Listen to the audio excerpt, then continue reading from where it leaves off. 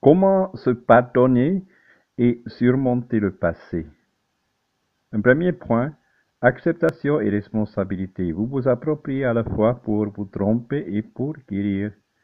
Lorsqu'il s'agit de surmonter un traumatisme d'hier que nous avons traîné comme une pierre, nous devons garder un aspect à l'esprit. Ce qui s'est passé était mauvais, mais vous ne saviez pas ce qui allait se passer et vous n'aviez pas l'expérience que vous avez maintenant. Par conséquent, il est décisif de comprendre que nous avons tous le droit de nous tromper, mais nous avons tous aussi l'obligation de penser la plaie.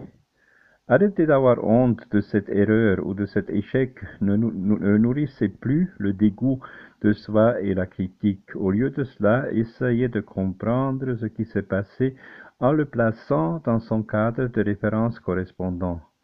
Qu'est-ce qui a motivé cette décision? Que se passe-t-il à ce moment-là pour que vous agissiez ainsi?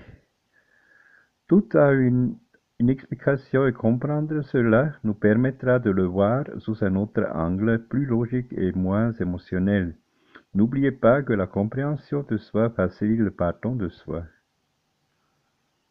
Un deuxième aspect, examinez votre résistance. Il est temps de laisser tomber le passé. Lorsqu'il s'agit de se pardonner et de surmonter le passé, il est nécessaire de prendre conscience de notre résistance. Nous avons tous. Ce sont des obstacles mentaux qui nous empêchent d'avancer, qui agissent comme des ancres dédales psychologiques. Par exemple, il y a ceux qui n'arrêtent pas de nourrir la culpabilité jour après jour. D'autres peuvent tomber dans des comportements addictifs.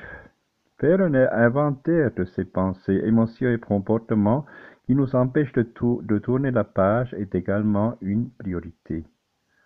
Un troisième aspect, acceptez votre fragilité et apprenez de l'expérience. Vous avez le droit d'échouer, de faire de petites et de grandes erreurs. Dans cette existence, dans le cadre de votre humanité, vous êtes autorisé à être faillible et vulnérable. Vous pouvez même montrer au monde votre pire version et plus tard le regretter. Vivre, c'est changer, passer du pire au meilleur, exploiter intelligemment les forces et les faiblesses, mais surtout, si cela est permis, c'est pour vous donner des opportunités d'apprentissage. Profitez-en. Un quatrième aspect, lorsqu'il s'agit de vous pardonner de surmonter le passé, recherchez une compensation. Tout exercice de pardon requiert un exercice de compensation. Qu'entendons-nous par ce terme? C'est facile à comprendre. Si vous pensez que votre comportement a causé de la douleur à quelqu'un et que vous avez vous vous sentez un coupable, ne traînez plus cette souffrance et pardonnez et demandez pardon. Aussi, si vous transportez avec vous la brume du ressentiment et du regret, pensez à des actions qui vous permettent d'acquérir un sentiment de réparation. Montrez-vous que vous avez appris de l'expérience et que vous pouvez vous améliorer. Ainsi, lorsqu'il s'agit de se pardonner, de surmonter le passé, l'idéal est de se projeter dans de nouveaux comportements et objectifs pour découvrir que nous sommes de meilleures personnes que nous le pensons. Et cinquième aspect, célébrer un moment d'adieu. Il est temps de commencer une nouvelle étape.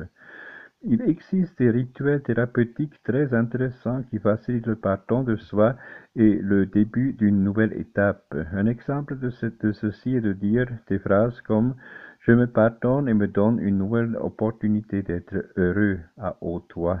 Faire un court voyage ou nous donner du temps pour nous reposer et nous introspecter aide généralement dans ces cas. Dans cette petite cérémonie ou rituel d'adieu, nous lâcherons notre ancienne version, celui qui se blâme pour le passé, pour accueillir le futur soi, la personne qui a appris d'hier et attend demain avec espoir.